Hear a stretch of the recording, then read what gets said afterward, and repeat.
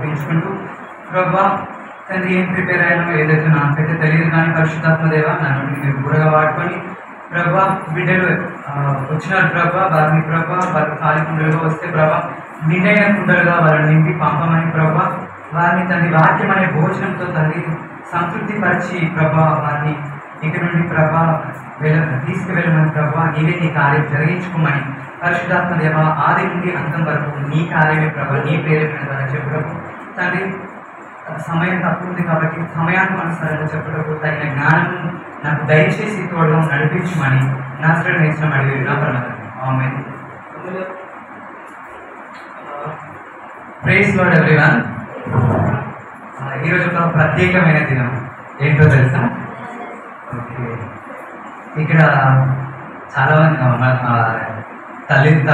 తల్లిలు ఉన్నారు కదా, సో వాళ్ళందరికీ హృదయపూర్వక తల్లుల దినోత్సవ శుభాకాంక్షలు.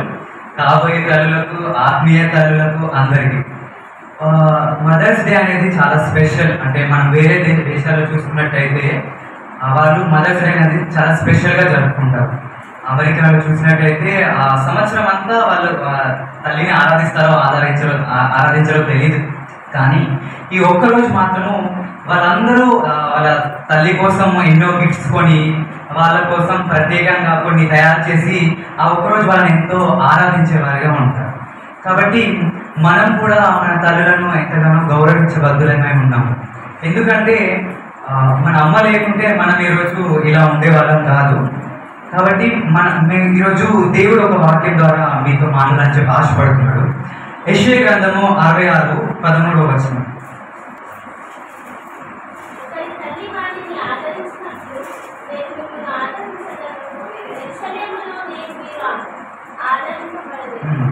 ఒకటి తల్లి వారిని ఆదరించినట్లు నేను మిమ్మల్ని ఆదరించదను అని చెప్పి దేవుడు ఈరోజు మీతో మాట్లాడుతున్నాడు.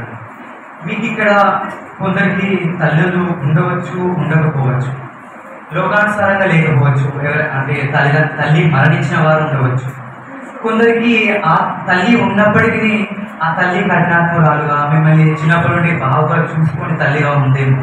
కానీ దేవుడు అంటున్నాడు, మీ తల్లి ఒకవేళ మిమ్మల్ని కఠినాత్మరాలుగా మిమ్మల్ని చూసుకోకపోయినాను, మీ తల్లి మిమ్మల్ని మరచిపోయినను, ఆదరించకపోయినాను, నేను మిమ్మల్ని తల్లి వల్లే ఆదరిస్తాను అని చెప్పి దేవుడి రోజు మాట్లాడుతున్నాడండి. అదేవిధంగా మనం యెషయా గ్రంథము 49:19 చూసినట్టయితే స్త్రీ తన గర్భంలో పుట్టిన శిశువును మరచును కానీ నేను నిన్ను మరవను విడవను అని చెప్పి చెప్తున్నాడండి. మీరు అనుకుంటున్నారు కావచ్చు చాలామంది మీలో, నా తల్లి నన్ను మర్చిపోయింది, నా అనుకున్న వారు ఎవరు అందరూ నన్ను విడిచిపోయారు, నాకు ఎవరు లేరు ఈ లోకాన, నేను ఒంటరిని అని చెప్పి బాధపడుతున్నారేమో. నా అనుకున్న వారు నా మాట వినట్లేదు, ఎందుకు వీరి జీవితం ఇలా అవుతుంది, నేను వీళ్ళకి ఎలా చెప్పాలి, ఎంత చెప్పినా మారట్లేదే, నాకు వీళ్ళ వల్ల ఎంతగానో బాధ కలుగుతుంది, నా హృదయం ఎంతగానో వేదన అవుతుంది, దుఃఖపడుతుంది అన్న పరిస్థితిలో మీరు ఉండవచ్చు. కానీ దేవుడు మీకు చెప్తున్నాడండి, తల్లి మరచినా కానీ తండ్రి మరచినా కానీ నేను నిన్ను మరవను విడవను ఎడబాయను అని చెప్పి. మనము ఈరోజు మదర్స్ డే స్పెషల్గా స్త్రీల గురించి, మదర్స్ డే స్పెషల్గా తల్లుల గురించి ప్రసంగం చెప్పాలని అనుకుంటున్నాను. మనము బైబిల్లో చూసినట్టయితే బెస్ట్ తల్లి అని నేను అనుకునేది ఎవరు అంటే Mary, mother of Jesus. So మనము లూకా సువార్త 2వ అధ్యాయంలో మనము చూసినట్టయితే తనకు గాబ్రియల్ దూత వచ్చి నువ్వు పరిశుద్ధాత్మ ద్వారా గర్భం ధరిస్తావు, నువ్వు కుమారుని కంటావు, అతనికి యేసు అని పేరు పెట్టబడతారు అని చెప్పి అన్నీ చెప్పిన సందర్భంలో ఇదంతా అయినాక, సో ఎప్పుడైతే యేసు ప్రభు జన్మిస్తాడో ఆ ప్రవచన ప్రకారము తర్వాత ఆమె 8th డే రోజు సున్నతి చేయించడానికి యేసు ప్రభు దేవాలయంలోకి తీసుకెళ్ళినప్పుడు అక్కడ ఒక ప్రాఫిట్ ఉంటాడు, సిమియోను. 25వ వచనం, యెరూషలేము నందు సిమియోను అను ఒక మనుష్యుడు ఉండెను. అతడు నీతిమంతుడును భక్తిపరుడై ఉండి ఇశ్రాయేలు యొక్క ఆదరణ కొరకు కనిపెట్టువాడు. పరిశుద్ధాత్మ అతని మీద ఉండెను. అతడు ప్రభు యొక్క క్రీస్తును చూడకమునకు మరణం పొందదని అతనికి పరిశుద్ధాత్మ చేత బయలుపరచబడి ఉండెను. ఆత్మవశుడై అతడు దేవాలయానికి వచ్చెను. అంతటా ధర్మశాస్త్ర పద్ధతి చొప్పున ఆయన విషయమై జరిగించకు తల్లిదండ్రులు శిశువైన యేసును దేవాలయంలోకి తీసుకుని వచ్చినప్పుడు అతడు తన చేతులలో ఆయన ఎత్తుకొని దేవుని స్తుతించుచు ఇట్లనెను, నాదా, ఇప్పుడు నీ మాట చొప్పున సమాధానంతో నీ దాసుని పోనిస్తున్నావు. అన్యజనులకు నేను బయలుపరచకు వెలుగుగాను, నీ ప్రజలైన ఇశ్రాయేలుకు మహిమగాను, నీవు సకల ప్రజల ఎదుట సిద్ధపరిచిన నీ రక్షణ నేను కనులారా చూస్తుని. యోసేపును ఆయన తల్లియు ఆయన గురించి చెప్పబడిన మాటలు విని ఆశ్చర్యపడి సుమియేను వారిని దీవించి, ఇదిగో అనేక హృదయంలో ఆలోచనలు బయలుపడినట్లు ఇశ్రాయేల్లో అనేకులు పడుటకును తిరిగి లేచుటకును వివాదాస్పదమైన గుర్తుగా ఈయన నియమించబడి ఉన్నాడు. మరియు నీ హృదయంలోని ఒక ఖడ్గము దూసుకొని పోవునని ఆయన తల్లి అయిన మరియతో చెప్పాను. ఇక్కడ ఈ సుమయోన్ అనే ప్రాఫిట్ కు ఒకటి దేవుని ద్వారా మాట్లాడగలిగింది ఏంటంటే, యేసు ప్రభువును చూడక మునుపు అతడు మరణించడం అని చెప్పి అతనికి అది తెలియబడింది. కాబట్టి అతడు ఆ దేవాలయంలోకి వచ్చినప్పుడు యేసు ప్రభు చూసి తను ఈ మాట మాట్లాడాడు. కానీ అక్కడ మరియతో ఒక మాట చెప్తాడు, ఏమని అంటే, నీ హృదయంలోనికి ఒక ఖడ్గము దూసుకొని పోవునని ఆయన తల్లి అయిన మరియతో చెప్పాను. ఒక తల్లికి ఇది ఎంతో బాధాకరమైన విషయం. ఏంటంటే, తల్లి 9 నెలలు ఆ బిడ్డను కడుపులో మోసి తర్వాత ఆ బిడ్డను కని పెంచినాక ఆ బిడ్డే అంటే చనిపోతే అది ఎంతో బాధాకరంగా ఉంటుంది కదా. సో ఇక్కడ మరియకు యేసు ప్రభు అంటే మరణించాడని చెప్పి ముందుగానే సుమియోన్ అనే ప్రాఫెట్ ఇక్కడ ప్రాఫెసీ చెప్పాడు. కానీ మరియ మాత్రము ఈ ఆలోచనలు తన హృదయంలో తలపోచుకొని ఏం జరుగుతుందో అని చెప్పి ఆలోచించుకుంటూ ఉండి తనను చిన్నప్పటి నుండి యేసు ప్రభువును ఎంతో ప్రేమగా పెంచినట్టు మనము బైబిల్లో చూస్తాం. యేసు ప్రభు 12 సంవత్సరాల్లో కూడా ఆ దేవాలయంలో తప్పిపోయినప్పుడు మరియ ఎంతో గాబరపడి వచ్చినట్టుగా చూస్తాం. అంటే ఆ మరియకు యేసు ప్రభు అంటే ఎంత ప్రేమ ఉన్నదో అనేది ఇక్కడ మనకు బయలుపరచబడ్డది. సో కాబట్టి ఇక్కడ మనం ఒక బెస్ట్ తల్లిని మనం చూడగలం. ఎందుకనంటే యేసు ప్రభును మన లోకానికి దేవుని కుమారుడు అయిన యేసు ప్రభును కన్న తల్లి కాబట్టి ఒక గొప్ప తల్లిగా నేను ఈమె గురించి చెప్తున్నాను. అదేవిధంగా మనము ఇంకా చూసినట్లయితే మనము సామెతలు 31వ అధ్యాయము చదివినట్లయితే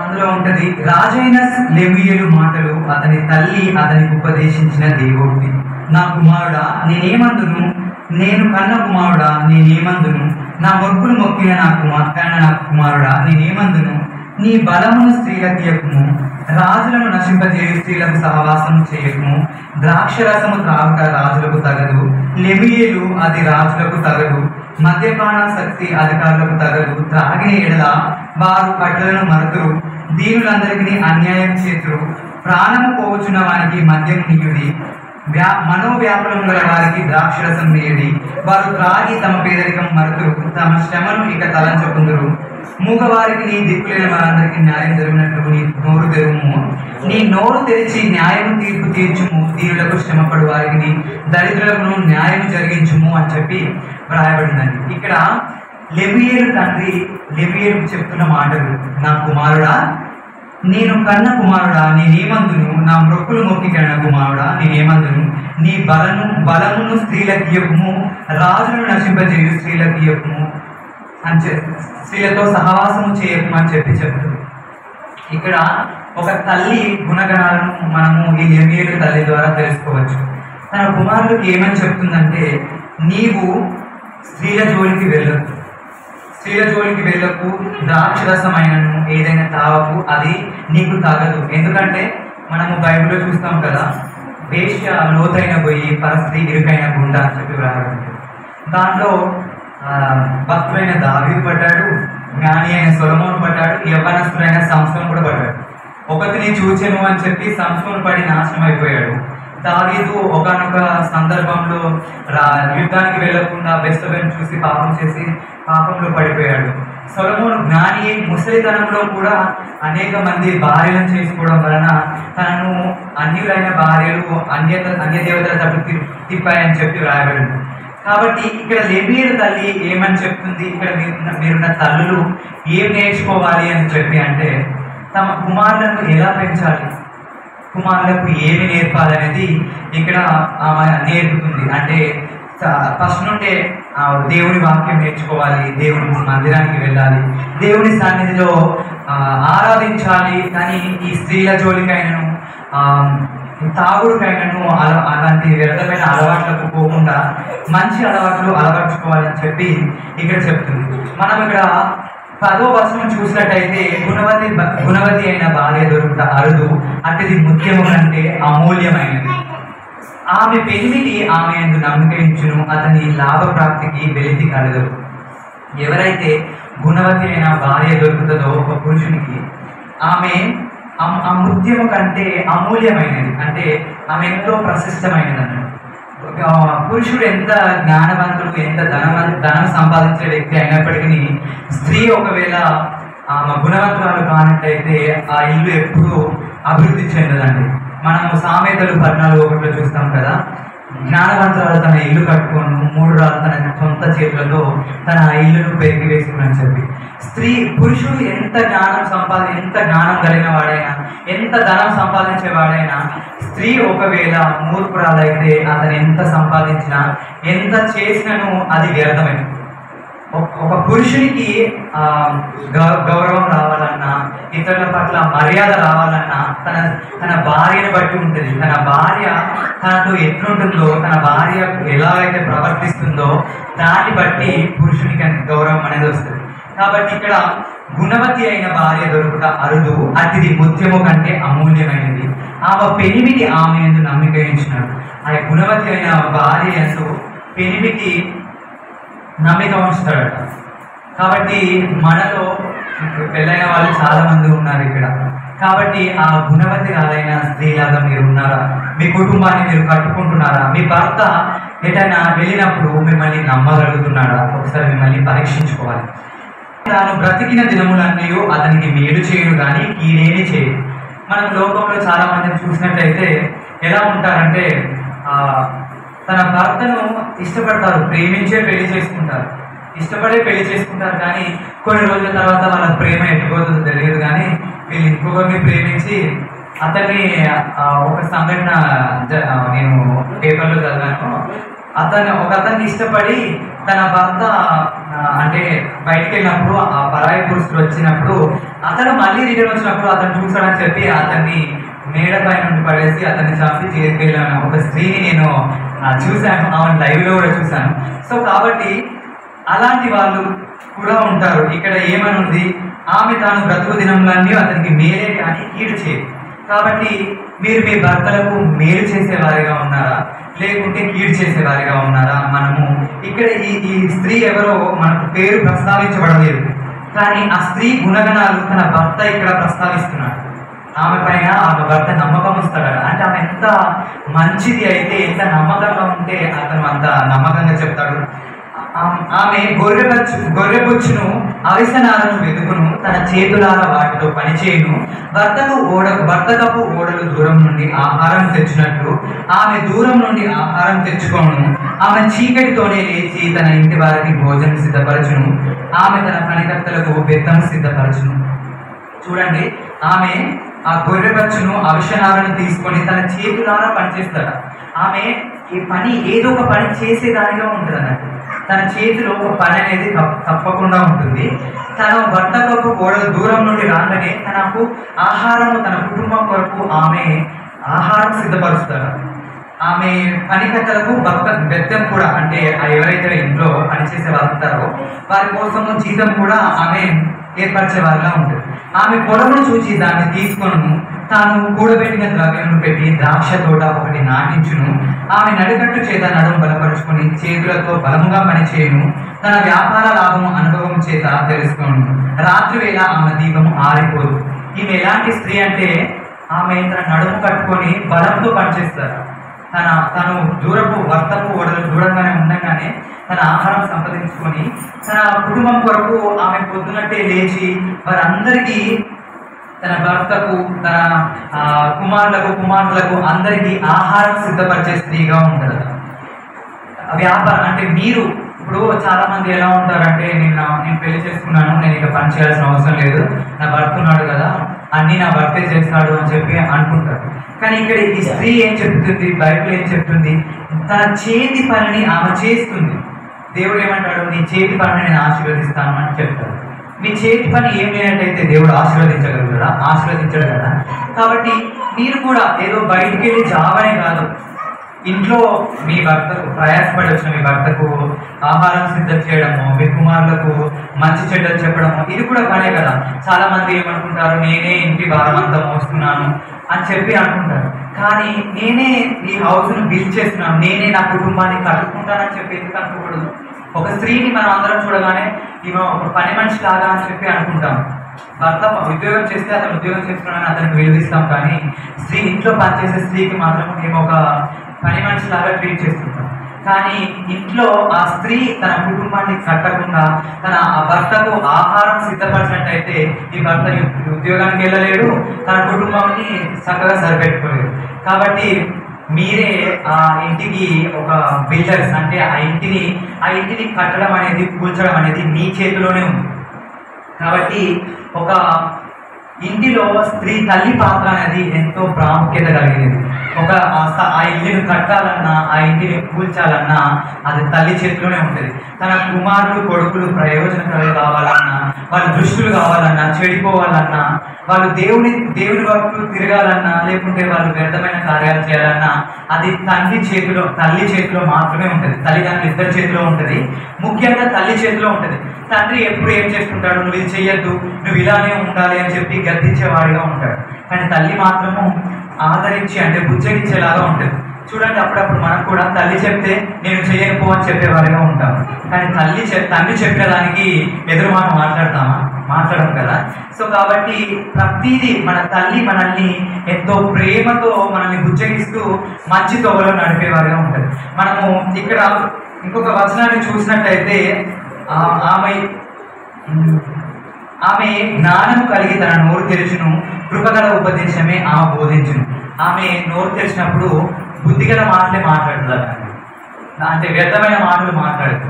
మనలో కూడా అంటే ఒకసారి మనల్ని పరీక్షించుకోవాలి, మనం ఎలా ఉన్నాము, జ్ఞానం కలిగి ఉన్నామా, మనం చేతికి వచ్చిన పని చేస్తున్నామా, మన కుటుంబంలో మన భర్త పట్ల నమ్మకం కలిగి ఉన్నామా, మన కుటుంబంలో మన కుమార్తెలను కానీ దేవుని పట్ల తిరిపేవారిగా, ప్రయోజనకరంగా చేసేవారిగా ఉన్నామా, మనము మాట్లాడేటప్పుడు ఇతరులతో మంచి మాటలు మాట్లాడుతున్నామా, లేకుంటే ఎవరైనా మనతో మాట్లాడినప్పుడు ఆమె నోరు పెట్టడం కంటే ఆ డ్రైనేజ్లో కాలు పెట్టడం బెటర్ అని చెప్పి అనుకునే వారిగా ఉన్నారా? మనం ఒకసారి పరీక్షించుకోవాలి. ఆమె కుమారుడు ఆమె లేచి ఆమెను ధన్యురాలందరూ. ఎప్పుడైతే ఒక తల్లి ఈ పద్ధతులు పాటిస్తుందో అప్పుడు పొద్దునట్టు లేచగానే వాళ్ళ కుమారులు ఏమంటారట, నా తల్లి ధన్యురాలని చెప్పి. ఆమె చెప్పుకోవడం అవసరం లేదు, ఆమె ప్రేరేపించిన అవసరం లేదు, నన్ను పొగుడు అని చెప్పాల్సిన అవసరం లేదు. ఆమె చేసిన కార్యాలను బట్టి, ఆమె చూపిన ప్రేమను బట్టి, ఆమె ఇచ్చిన గౌరవాన్ని బట్టి వీళ్ళే ఆమెకు గౌరవిస్తారట, ధన్యురాలని చెప్పి అంటారట. చాలా మంది కుమార్తెలు ప్రతిపద ధర్మం అనుసరించి ఉన్నారు, కానీ వారందరినీ నీవు మించిన దానం అని ఆమె పెరిమిది ఆమెను పొగడు.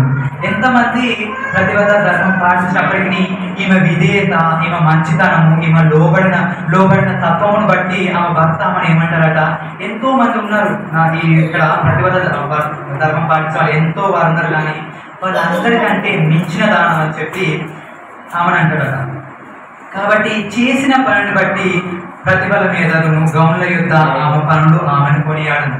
ఇలా ఎప్పుడైతే పనులు చేస్తుందో మనము ప్రొక్లేమ్ చేసుకోవాల్సిన అవసరం లేదు, మనం చెప్పుకోవాల్సిన అవసరం లేదు.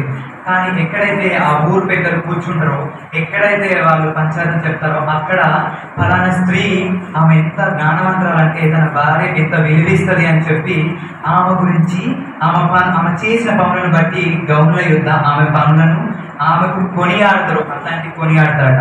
కాబట్టి మీరు అలా ఉన్నారా? ఒక తల్లిగా ఉన్న మీరు, భార్యగా ఉన్న మీరు అలాంటి ప్రవర్తన కలిగి ఉన్నారా? పరీక్షించుకోవాలి.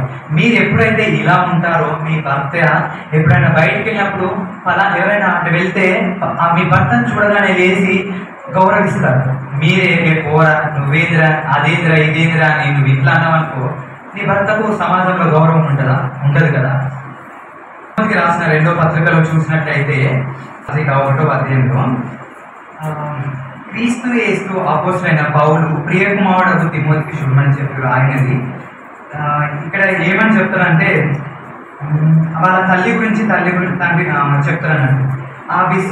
ఏమనంటే నీ అంటూ నిష్కపటమైన విశ్వాసమును జ్ఞాపకం చేసుకొని నా పితురాచార ప్రకారం నిర్మలమైన మనస్సాక్షితో నేను సేవించిన దేవుని కృతజ్ఞతగా ఉన్నాను. ఆ విశ్వాసము మొదట నీ అవ్వవైన లోయలోను నీ తల్లి అయిన యూకేనియాలోను వసించెను. అది నీ అందరూ సహా వసించిందని నేను గుడిగా నమ్ముచున్నాను. మనము మన పిల్లలు ప్రయోజనకరులు విశ్వాసులుగా కావాలంటే ఫస్ట్ మనలో ఆ విశ్వాసం అనేది ఉండాలి. తల్లి విశ్వాసురాలైతే ఆటోమేటిక్గా ఆ కుమారుడు కానీ కుమార్తెలు కానీ విశ్వాసురాలు ఉంటారు. ఇక్కడ తిమోతి గురించి పౌలు సాక్ష్యం ఇస్తే ఏమంటున్నాడు? నీ విశ్వాసం నీ దగ్గర నుండి వచ్చింది కాదు. నువ్వు ఇంత దేవుని పైన భయభక్తులు కలిగి ఇంత విశ్వాసం కలిగి ఉన్నావంటే అది నీ దగ్గర నుండే వచ్చింది కాదు. ఆ విశ్వాసం మొదట నీ అవ్వవైన లోయలోను నీ తల్లి అయిన యూకేనియాలోను వసించున్నది. అది నీ అందు సహా వసించున్నది నేను రూఢిగా నమ్ముచున్నాను. కాబట్టి మీరు ఎలా ఉన్నారు? మీరు విశ్వాసం కలిగి జీవిస్తున్నారా? దేవుని సన్నిధిలో మీరు దేవుని ఆరాధించేవారుగా, మీరు దేవుని పైన విశ్వాసం ఉంచి భయభక్తులు కలిగి వారిగా ఉన్నట్టయితే మీ ప్రవర్తనను బట్టే మీ కుమారుడు కానీ మీ కుమార్తెలు కానీ ఉంటారు. ఎందుకంటే ఇప్పుడు నేను జీవించినట్టే నా తమ్ముడు నా పుట్టబోయే వాళ్ళు జీవిస్తారు. కానీ నేను జీవించినట్టు ఇప్పుడు నేను ఇంట్లో ఒకటే ఉంటున్నా, నన్ను బట్టే నా కుమార్తెలు ఉంటారు. కానీ నేను ఒకలా ఉంటే కుమార్తెలు ఒకలా ఉంటారు కదా. ఎప్పుడో ఒక రేర్గా అలా ఉంటారు. కానీ 99% మన ప్రవర్తనను బట్టే మన కుమారుడు ఉంటారు. కాబట్టి చిన్నప్పుడే పెద్దము సామెతల గ్రంథం 13వ అధ్యాయంలో ఉంటుంది చివరి వచనాల్లో పెద్దము వాడని వాడు తన కుమారుడికి విరోధి.